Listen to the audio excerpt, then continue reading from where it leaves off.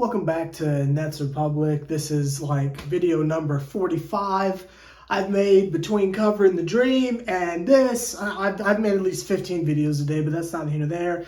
I reluctantly say hit the like button and I reluctantly say hit the subscribe button just from the standpoint of I'm not feeling very lovable at this moment. I'm not feeling very content creator-y. I'm honestly a little bit annoyed, but it's all to the good. I just ask that, like John Morant said, stay over there.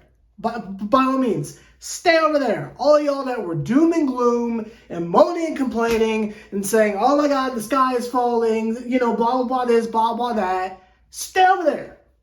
Really, stay over there. Us optimistic individuals who have, and again, I know I'm not going to get an apology, and that's cool. That's fine. I'm used to it. I've been on YouTube like 8 years. I know how this goes. When I'm right, I don't get an apology. That's perfectly fine. It is what it is. But like we just previously stated, the team is fine. They made no other moves. They held on to everyone else. And look what happened. They went out there and handled their business. Spencer Dinwiddie played absolutely well. Not amazing as far as efficiency, but he played well, and a dub is a dub, and that's all that matters. Cam Thomas was getting a lot of pressure from the Bulls, of course, but he was still able to get like 13 foul shots and cross the 20-point mark. We didn't even have Claxton out there, and we still beat them. And this isn't a Russell Crowe moment where it's like half their team wasn't there. Like, they're only missing Lonzo Ball. They basically had a fully healthy squad. And we still wiped the floor with them. Now, it wasn't a proper blowout, but it was a very commanding victory. And I will absolutely take that to the bank and deposit it. And it is very sufficient funds, I might add, at that. Absolutely wonderful performance. The defense was suffocating. I didn't know the team could get better at defense, but it has. Finney Smith, Spencer at times. Obviously, almost said TJ. I always get them confused. Obviously, Royce O'Neal and such, like everyone's stepping up, doing their job, doing their part, doing a great job. I even think Day'Ron Sharpe did a good job, and it has been a minute since I have said that. Day'Ron Sharpe played amazing in the absence of Claxton, and our backup center off the bench, Ben Simmons. That's right. Spencer Dinwiddie started and Ben Simmons came off the bench. Now, are they listening to the kid? I don't know. I don't know if they listening to the kid. I don't know. But again, all the things that we suggested and we hoped and we prayed for are coming to the light and are coming to fruition. And I'm so beyond here for it. Ben Simmons came off the bench and ran the second unit. It's like the sky is shining down on us. Like, we've been through so much shenanigans that the basketball gods are finally just like, y'all have been through enough. Here's some happiness. And yeah, it was the Bulls, but if we would have lost, what would y'all have said, right? What would y'all have said if we lost this game, right? Back to their winning ways like we never left. We are solidly, you can't see me wiggle, but solidly sitting in that 5th place seed, and we're only going to go higher from here. We did not have any appearances from Mikal Bridges, and we did not have any appearances from Cam Johnson. They were at the game in their little, area, and then Bridges got an interview where I swear he was being held at gunpoint by Sean Marks. He does not look happy to be here, but you'll get over it and play. The situation will handle itself. They did not play. They were expected to play in our next game, but everyone else still balled out and played amazing. Watanabe, which I keep forgetting is on the team, we didn't have to give him up, played amazing. Joe Harris had a revenge game, and it was directed at me specifically. It had to have been. Because, my God, 6 threes in the, was it the third or second? I think it was the third quarter. 6 threes? Golly. Maybe it was the second quarter. I honestly can't remember. It was one of them. It was either the third or second quarter. But the man hit 6 threes. He had 18 points alone in either the second or the third quarter. He was unconscious. I don't think I've ever seen Joey that on fire before. And maybe it's because the expectations are kind of low. Maybe it's just because the pressure's gone. I don't know. But Joey was spraying. I ain't never seen Joe Harris act like this before. Totally out of character, but hopefully it is a sign of things to come. Joey played absolutely incredible. You know, quick Harris huddle, if you will. Man played out of his mind. Shout out to Joe Harris. Seth Curry didn't play because he is still injured. But when he comes back, I mean, just the shooting around everyone is just, it's just incredible. The only downside I'll say is Finney Smith Jr. is the worst shooter I've ever seen in my life. And that's coming from me. If you know me personally, that's saying a lot. That's coming from me.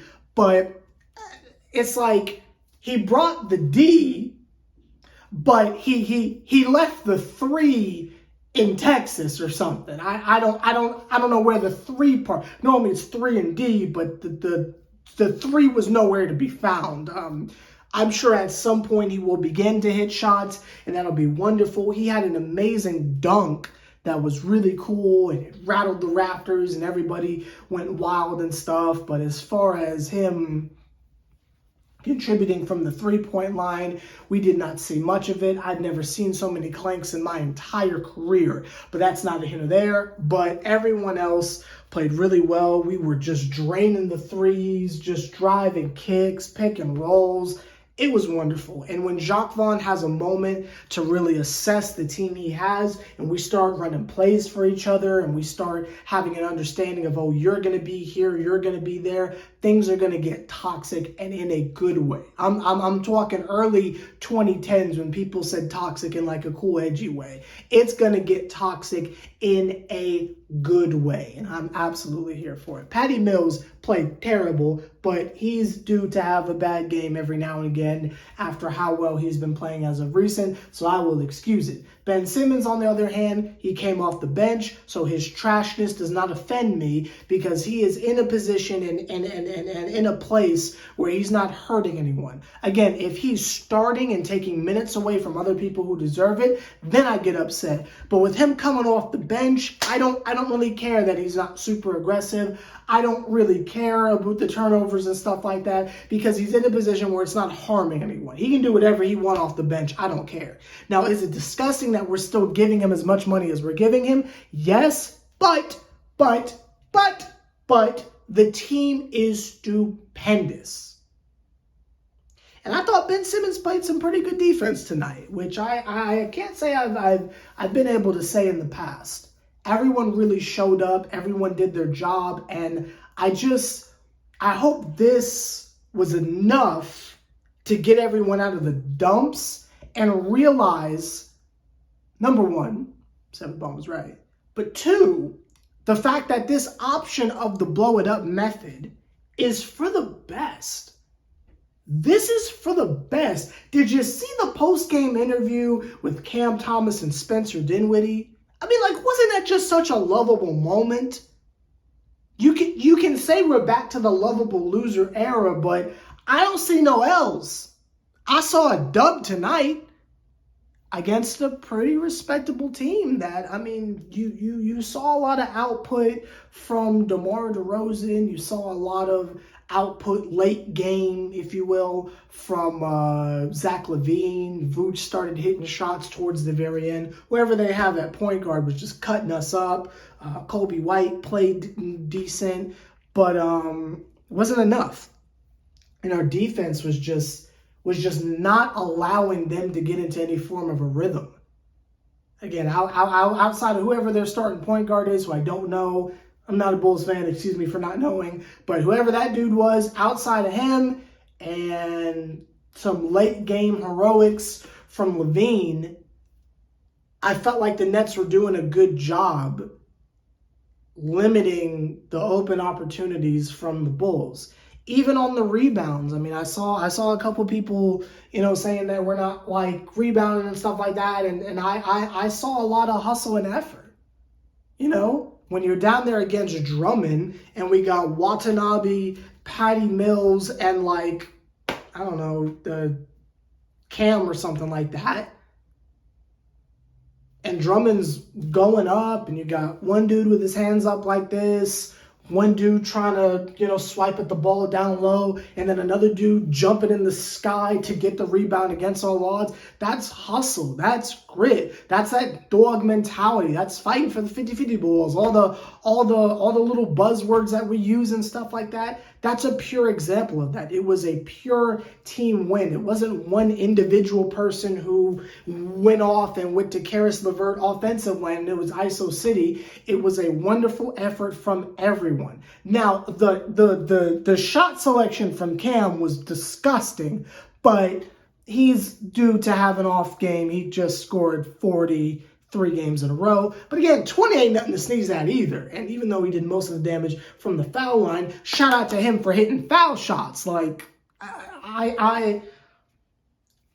again, and I've been saying this for the last 48 hours now, I fail to see how anything that transpired was a negative.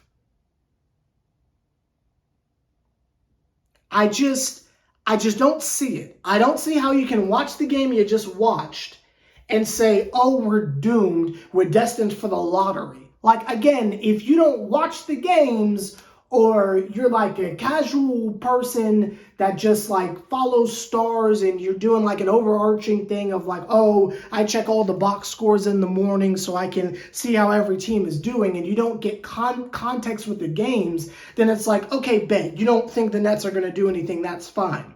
But if you're a Nets fan, I mean, y'all are, and I can't speak for all of you, but like, if you're not all watching the game, you're at least watching this video. So it's like you're getting a recap of some sort. I